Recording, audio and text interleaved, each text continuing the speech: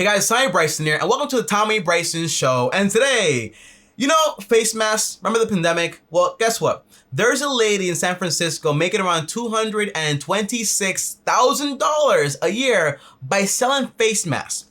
The mask you put on your face, the face mask, $226,000. Guys, okay? Perspective here is very important. $226,000, okay? Divided by 365, you're making around $619 per day, okay? Let's say you work 8 hours, you're getting paid per hour around $77, but in reality, actually more because, we're not counting like the weekends and stuff like that, so yeah, a lot of money, okay? Now, if you're new here, I post videos every single day, so make sure to also subscribe, hit the bell to get notified, and also destroy the like button. By the end of this video, I'm gonna start selling my own face masks, okay? Because this right here is interesting. Growing up in rural China and watching my family struggle has really taught me how to be good with money. By the way, guys, I love immigrant stories, okay? I'm an immigrant also, by the way. Like going out from like having nothing, like, just nothing whatsoever, and coming into America and like just building a whole foundation, okay? Not even you as like, oh, I'm an immigrant, but like everybody's an immigrant in America, by the way. Like we're literally all immigrants here, no matter how you say it, right? The only people that are actually from here are actually like the Native Americans, but yeah. You guys get my point, right? It's an amazing story. I love the rags to riches stories. I love it so much. I love those flowers, by the way. Flowers are pretty good. I think the key is to just not have expensive tastes. By the way, guys, she does not have that much furniture in here. I like it so far. She does have something with like the whole. By the way, guys, you see those like mannequins? How do you say that word? Like the fake people, like the fake plastic people right there. They cost like $300 to $400. Those things right there are not cheap, by the way. Just saying.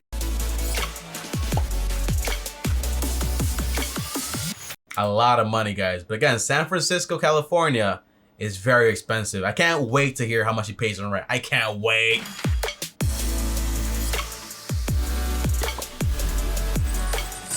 I'm Shan Fu. I'm 33 years old. By the way, guys, I did a great job pronouncing that name, okay? Shan Fu.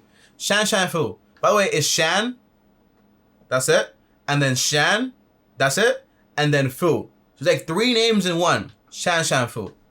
Very good, guys, okay? I should study Mandarin. I make $226,000 a year, and I live in San Francisco, California. Okay, Shan started her own business in April of 2020 called Millennials in Motion. Awesome. That sounds very interesting. It sounds like something like related to money, but, I thought it was about like math and stuff like that, but let's hear it. By the way, guys, comment down below, are you guys a millennial or Gen Z or Gen Y? I don't know the difference, but I'm not a millennial. I'm like the one that comes like after that, okay? Because I was born like 1 year before it was too late for me to become a millennial. So yeah, I'm like a Gen Zer. I'm like a TikToker. That's what I am, okay? Oh, she sells face masks, neck gaiters, and socks. Guys. What's a neck gaiter? Let me know in the comments down below. I don't know what a neck gaiter is whatsoever. I'm like lost here. At the time, I did not have any experience starting an e-commerce company. So what I did was...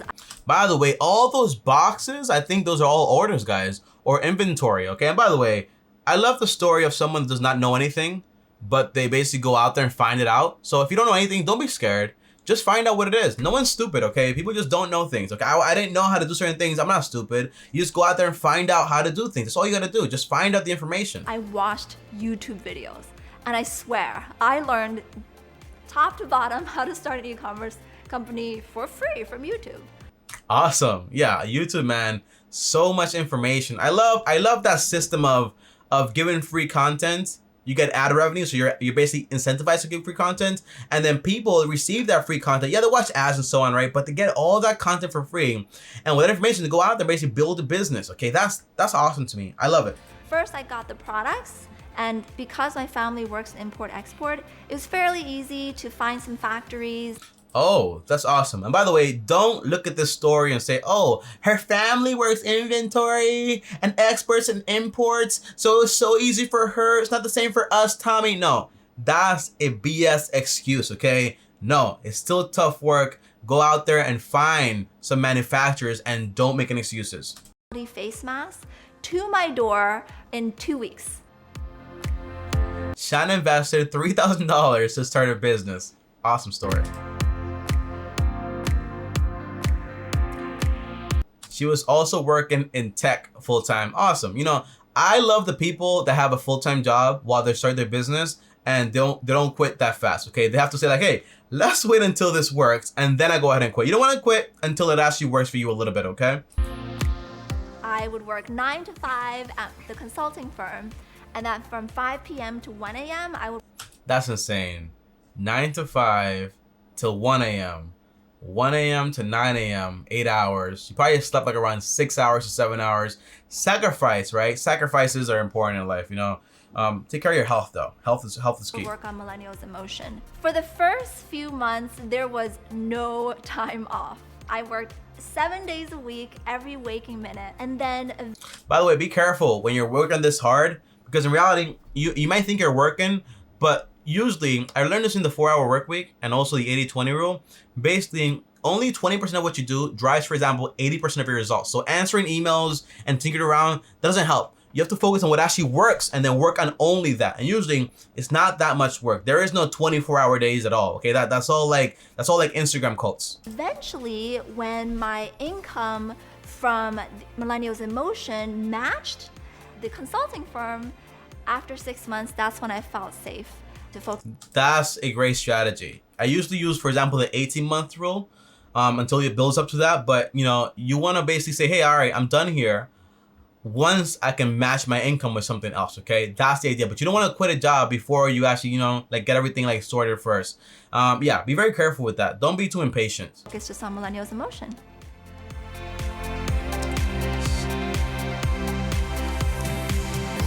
She made $115,000 at a consulting firm in 2020. By the way, guys, okay, let's be honest here, okay? Shan Fu is someone that has a skill that is very in demand. Meaning, for example, she will always have a job, right? So whether she quits now and then she works this job later, she can always come back to that no matter what. It's not going anywhere. So if she stops making money today, tomorrow she can go back to a regular job. Everything's fine.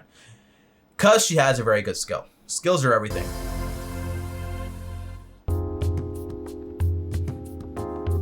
I grew up in a little village in China with my grandparents. Oh my God, look at all those people, man. I love these old pictures, man. These old pictures are pretty nice. All these people. That's awesome. Life was really simple. I remember there was no electricity, no plumbing. Yeah. There's still places like in Dominican Republic that are like that, you know. Electricity, rarely. Plumbing, nothing. Well, how does that work, guys, by the way? They'll get like this, like, they dig a hole, right? It's not like a small hole, by the way. It's like a very deep hole, right? And then at the top, they basically build like a cement thing, like a little station. And right there, you do your business. And then in the hole, everything drops. It's disgusting. It smells bad too, by the way. But you got to do what you got to do. My grandma did that for a very long time before she actually got a toilet. That's crazy. Like my generation did that. Well, my grandma's generation did that. But yeah, it all starts like that, guys. It all starts like that. We're very grateful to be here in America, by the way. America's awesome. Everything's here. No. By the way, I read this, okay, that basically if you make at least 50K in America, you're in the top 1% of the global economy. That's how crazy it is. Like making 50K in America is being in the 1% of the whole economy. So if you can make passive income of 50K and go somewhere else, you'll be living like you're rich. That's how crazy it is, okay? So yeah, awesome.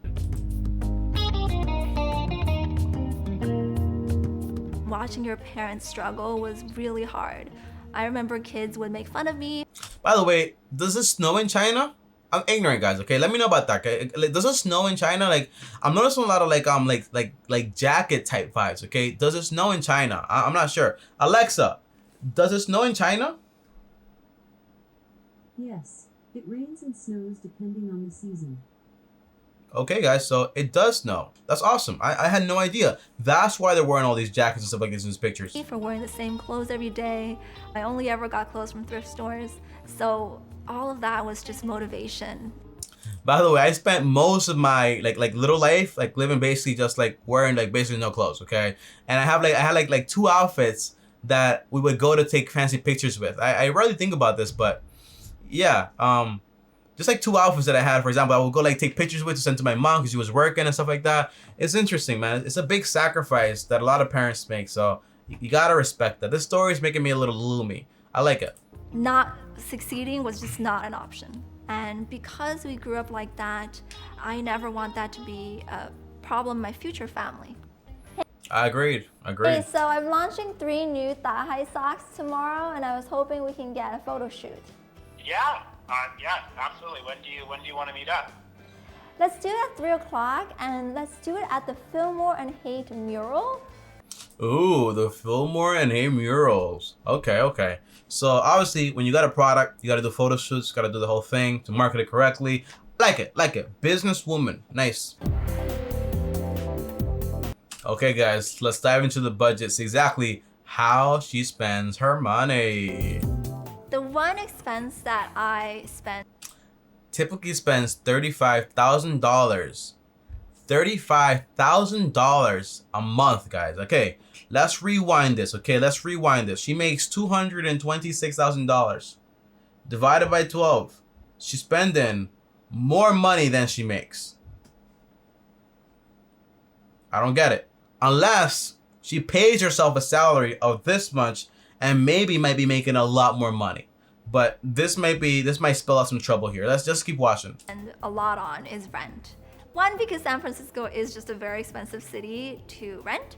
Another, I love that idea when people say like, oh, San Francisco is expensive, that's why, well, don't live there. You know what I'm saying? Like, just don't live there. because as a child, a lot of times I lived And by the way, she doesn't need to live there, right? Like at all, because like her business works from everywhere. Now, business expenses, $26,000. Rent and utilities, $2,800. Vancouver? What is a Vancouver? Condo in Vancouver? Oh, Vancouver. Guys, I know how to read. Stop it. Do not laugh at me, okay? Condo in Vancouver. So I'm guessing she rents, but she also has a condo and has to pay, for example, what's it called? Like the maintenance fee over, well, maybe the mortgage also, right? And also the HOA fee. So yes, a lot of things. Savings and investing, $2,000. Discretionary, insurance, groceries, $400. Way too much money for one person. That's insane. Phone bill, $115, can cut that down also. Rideshare, not that mad about that, honestly, but the idea of spending $35,000 when you don't make that much money, there has to be something here that's not adding up for me, honestly. I want to find out what's going on. The math is not adding up. $18K a month, but you spend $35K. Let's hear it. lived in cold, dark basements. And now as an adult, that is the last thing I want. Normally, when you start an e-commerce company, everything is saturated. There isn't a lot of products that you can sell that people don't already have. Yeah, that is true. It's a lot of competition. By the way, this is basically inventory is $15,000. Amazon fees, advertisements. By the way, no advertising, no customers. No customers, no money. It's a part of the game. But because of the pandemic, there was a huge shortage in quality face masks. That is true. Oh, so she sells everywhere. Everywhere she sells. Awesome. In March and April of last year, most people didn't have good ones. So I saw that gap and I was able to fill it very quickly. It's interesting, I feel like these businesses that start off like this, these are like there's this word for these businesses I can't remember right now, but these are seasonal businesses, right? They work very well when things are needed for them, right? Like face masks right now, ooh, yeah. But will we need face masks forever? Especially since now, for example, in Texas, they're not requiring like face masks on top. I think it's like they're requiring face masks maybe, but they are allowing, for example, a large gathering of people, which then says like the face mask is not really that important. But it's strange. It's strange, I know. But overall, will this business fail or go down once things settle down with the whole pandemic? You know what I mean? In China, they've been wearing face masks for a long time, but in America, will it continue? What do you guys think? Since a lot of people left San Francisco. A studio. She rented a studio before this for $3,000. Guys, a studio does not have a bedroom. It's just like basically like a bathroom and you live in the living room. That's all it is. Oh my God. People are insane. She invests $1,500 a month and saves $500. Is that a lot of money? The answer is it's a decent amount, right? But if you divide what she makes, $18,000 divided $2,000 divided by 18,000. Well, she's basically like saving like around 11%. Is that a good? The answer is not good enough. Not good enough. I say 15 to 25% in investments. I like that a lot more. Prime real estate. So I guess she owns the condo. I'm guessing this is the condo. When I was in my mid-20s, I worked at a digital agency that had unlimited commissions. So, Ooh, unlimited commissions. Why would you have a limited commissions? Like that's like just like jeopardizing the whole like productivity of employees, right? because I was able to sell pretty well, I was getting these big commission checks that I didn't know what to do with. And Awesome. I found this really great property Vancouver, Canada. where the penthouse is a communal area for everyone to hang out in, which had a rooftop, a rock climbing gym, a lounge, and Okay. it overlooked Vancouver downtown. And I knew this was like the millennial dream. So I purchased a condo there. Oh, so she purchased a condo there. I thought she like bought like the penthouse, but I was like, how do you buy the community area? You can't do that, right? So yeah, the condo she bought. And since then, it's almost doubled in value. That's awesome. That's awesome. By the way, the good thing about real estate, guys, is that it appreciates, you know. But sometimes people, by the way, I am a pessimist at heart, right? I am a pessimist. Why? Because being pessimistic has led me to a lot of things. Because it makes me be, hey, let me be more cautious here. Because the thing is, okay, you invest into this thinking that it's going to go up, right? And it goes up. And you're like, oh, it's so awesome, right? But it can also go down. The value can crash like crazy. You never know what's going to happen. So you kind of want to make sure you can afford this no matter what. But again, she does have a very good job, guys. So keep that in mind. Shan put down 20% on the condo in 2014. About $100,000. By the way, quick math, guys, okay? Quick math. You guys know this, right? It's just $100,000 divided by 0.2, and they'll tell you how much it costs, okay? Everyone who knows math knows this answer. $500,000 for a condo. Is it a 2-bedroom condo? It's a lot of money, right? It's a lot of money. You know, if you're renting it out, you're getting all your money back, great. But should that be like your first investment? A condo for this much money? No. Not really. Not usually, you know. It's tough. It's tough, man. It's tough to say. But people that usually start with real estate don't start this big. You don't want to start, because you make a mistake, you can basically lose everything. And by the way, it's double, so now it's worth $1 million? Is that what they're saying? Since moving to California and really wanting to stay here, Vancouver is just one property that I'm just gonna allow appreciate and to grow and then eventually to sell. I think Vancouver is a market where that is growing rapidly and is really good for real estate because Interesting. tech is also growing there. And I'm looking for other real estate properties in other cities across North America that I think that's pretty good, man. To look for like properties and so on, invest into real estate, but be very careful investing this much money. You know, I would like to hear about if she's renting it out or something like that, how much money she's getting for it. But $500K for a condo, I get it. It's in a nice area. I get it. It's double, but it can also go down. You know, I get all those things, man. But $500K for the first one, and you're spending way so much money in this business. You know, I want to learn more about this Shan Fu. is the same.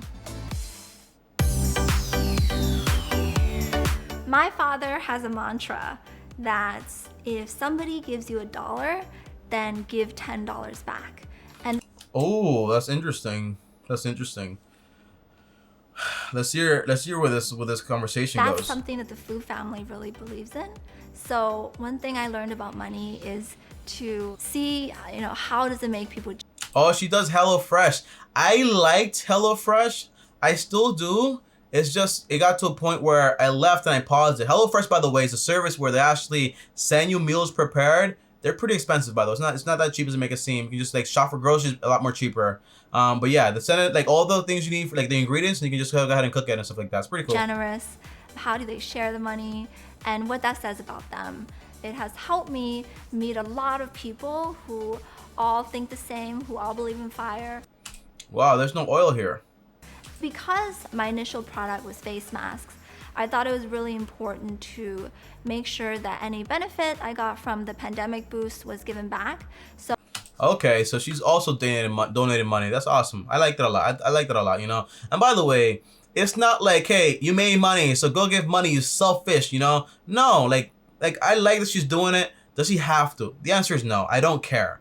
you know. But I don't like people that basically are people's business when that comes to that stuff. Like, people give how they can live, okay? So wow, she donates 20% of the proceeds. The biggest money mistake I made in my life was not starting sooner. In my entire 20s, I did not invest at all. I just put all my money into savings. The only thing was the real estate that I invested in, but other than that, I didn't. Also, she's investing into the stock market, but how much is she investing? And by the way, I can't stand sushi. Have I said that before? I don't like sushi at all. Yeah. The earlier you start, the better it is. But there is, for example, kind of like a gap period where you gotta acquire all the knowledge you need. And once you have the knowledge, you apply, you keep going consistently, right? So I don't regret not starting at a certain point, you know, hindsight or whatever. But I do appreciate that I had to take that time to actually learn what I have to learn, okay? But yeah, I agree here a little bit. I didn't do any stock market, I didn't do any side hustles. And part of it was because I think with a lot of my friends, we didn't talk about investing. No one spoke about investing, guys, but now everyone talks about investing. I think Gary Vee and Ty Lopez literally has something to do with that, for sure. Especially with women. It might be the stigma with not talking about finances, so I really want to empower. One thing I never liked was how people, for example, work a job and no one says their salary. Everyone does the same job and everyone gets paid different. I don't like that at all. Like, talk about your salaries. Empower women to focus on investing. Maybe. I don't know the rationale behind that, because some employees are more optimal than others, so it depends. Forget what I said. Just forget what I said. It's like a opinion backed up by nothing. So don't consider it. And taking risks. My goal is... I just got my citizenship. I think it was like, what was it, like 3-4 years ago. And I wasn't going to get it. I only got it because basically my green card expired. To eventually get a green card and live in the United States forever. But it is really, really tough to do that. The challenge that I found is that I was born in China. Okay. Why is it so hard? But I moved and became Canadian for most of my life. Shan paid $6,000 to get her O1 visa. I'm guessing it's like a visa to stay here, but she has to go back to Canada every now and then to her condo over there. Bro, she better be renting that condo, bro. I'm gonna be mad.